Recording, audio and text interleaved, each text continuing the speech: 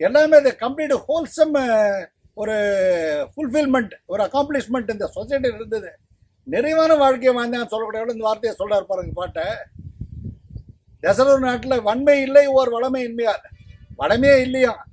ஏன்னா வறுமைன்னு ஒன்று இருந்தால் தானே இது வறுமை, இது வளமையை காட்ட முடியும். இது கருப்புன்னு ஒன்று தான் இது கருப்பு, இது வெள்ளன்னு காட்ட முடியும்.